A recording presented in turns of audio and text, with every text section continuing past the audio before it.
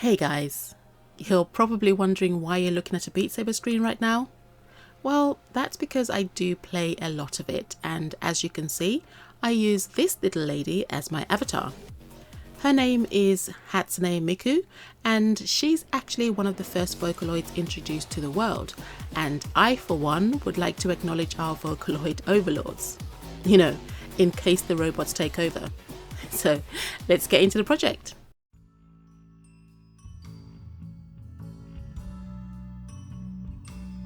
Her colour palette consists of blue, black and grey. There are of course many variations and many costumes she's often put into, but I wanted to do my take on her original costume.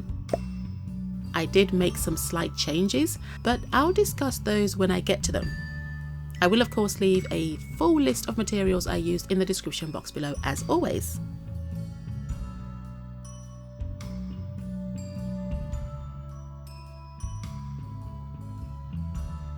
When I started making Miku, I made the legs with full length high sort of socks with blue highlights on the tops.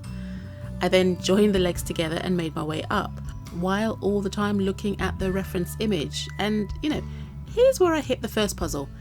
In the reference image, you can't really see if she's wearing shoes and socks or if she's wearing some sort of latex all-in-one boot. But I put that aside for now and carried on since I could always decide later on.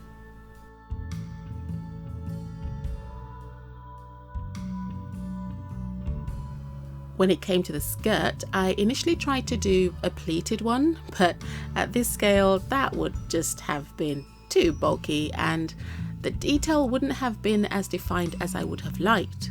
So I chose to make a slightly flared skirt instead, in the hopes that the slight creases in the skirt would give the impression of pleats. I know, this this early and it's already deviating from the reference, but it had to happen, I guess. I crocheted the skirt to the length I wanted, then highlighted the end of the skirt by switching to the blue. I definitely would have liked to pull off the pleats, but man, using double knit yarn at this scale just makes it slightly ghastly.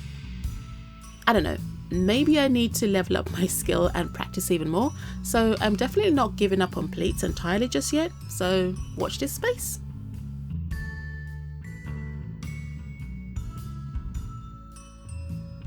After I was done with the skirt, I made my way up the torso towards the arms. I did a colour change with the grey, which really wasn't necessary, but I wanted to use this as a guide for the shirt I will make later on.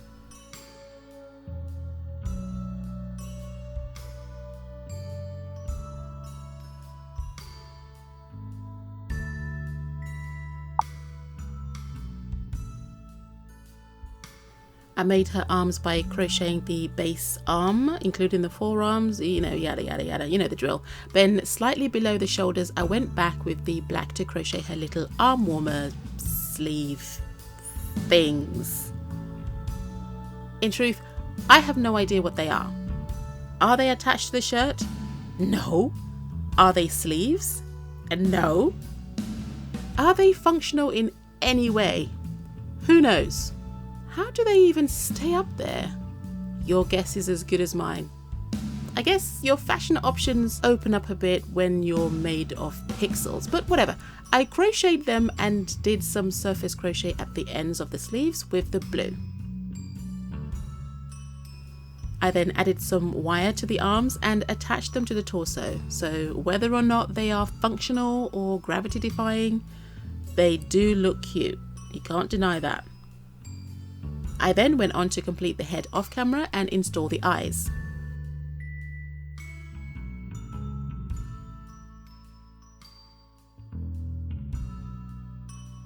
Aw, she looks so cute. Plus, I also decided to add some tattoos. Well, she has one tattoo and it's a 0 and a 1, but I couldn't get that detail in this scale, so I've just put 2 lines. It's just basically a nod to her tattoo.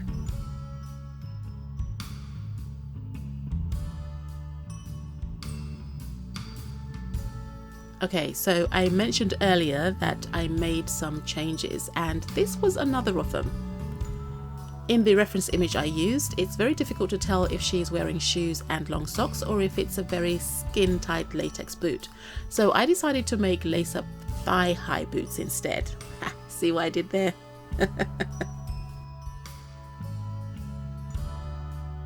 I made the boot base and tongue off camera. I then sewed the tongue onto the boots. I actually had to put this project to one side for a while as I had to wait for supplies I ordered to arrive. The main one being the crocodile, which is officially my favourite tool now.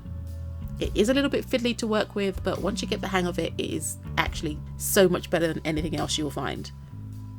You certainly don't need to get a crocodile to do this yourself. These tiny eyelets can just be bashed in gently.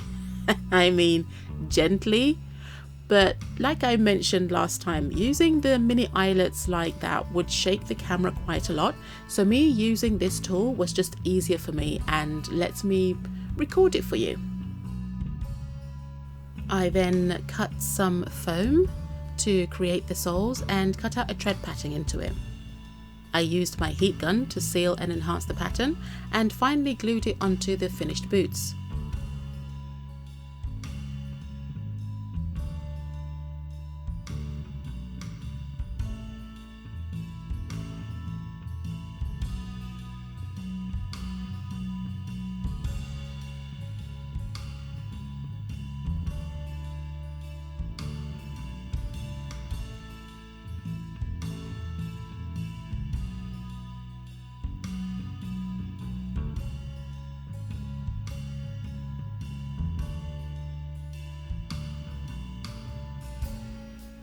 Oh my god, they look so cute. They look so cute. I cannot wait to lace these up, but I have to wait for them to dry.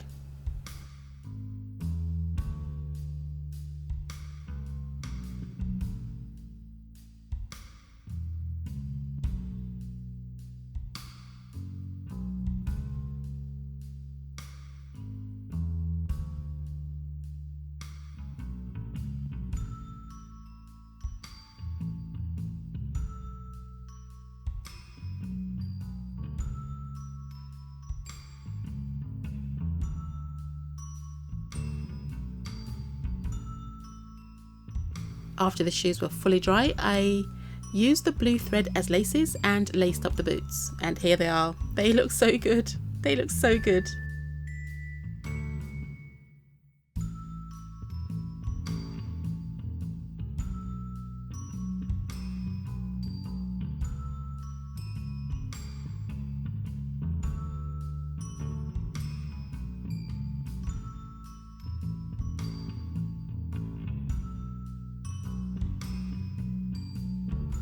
Now it's time for her hair, which I did in 3 separate parts.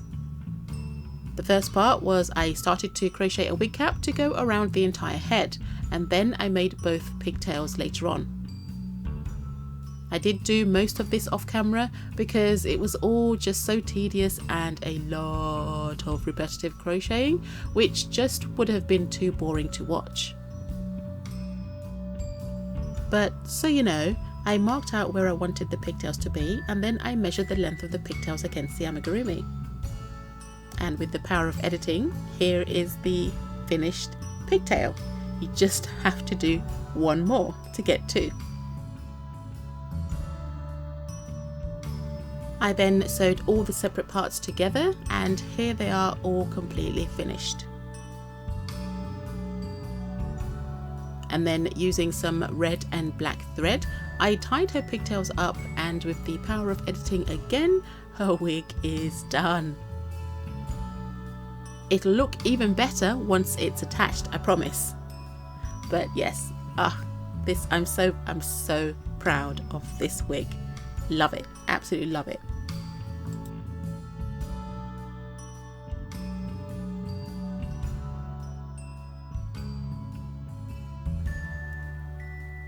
The next change I made was to her shirt.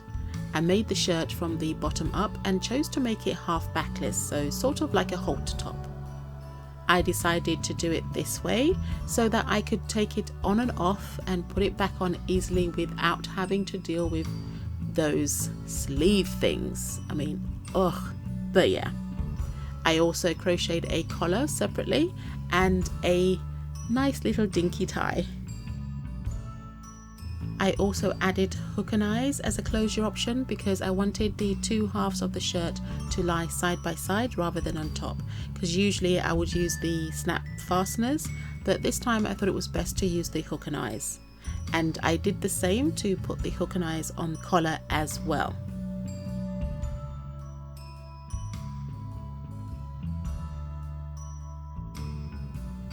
I'd like to say that using the blue yarn, I crocheted the tie and added the extra details before sewing it directly onto the shirt, but that's not quite what happened.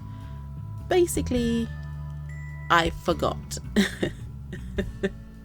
This is so bad. I remembered when I was editing and there's like something doesn't quite look right, and yes, I did forget that detail. I will post some pictures up in the community tab if anyone's interested, and obviously I'll have everything linked on my socials, so that will be the Instagram and Tumblr if you're still on there. But anyway, I'll have those pictures up shortly after the video is up.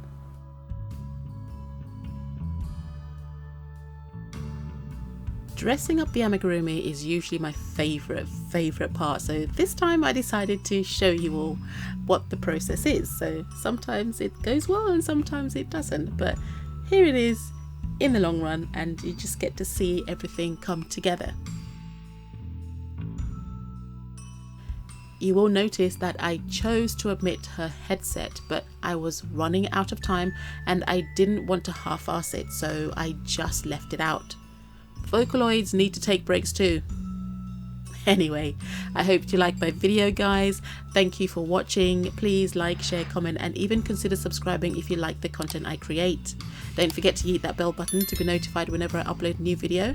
And with that, here's my take on Hatsune Miku in all her Vocaloid glory. All hail our new Vocaloid overlords. Enjoy, and I'll see you in the next one. Bye!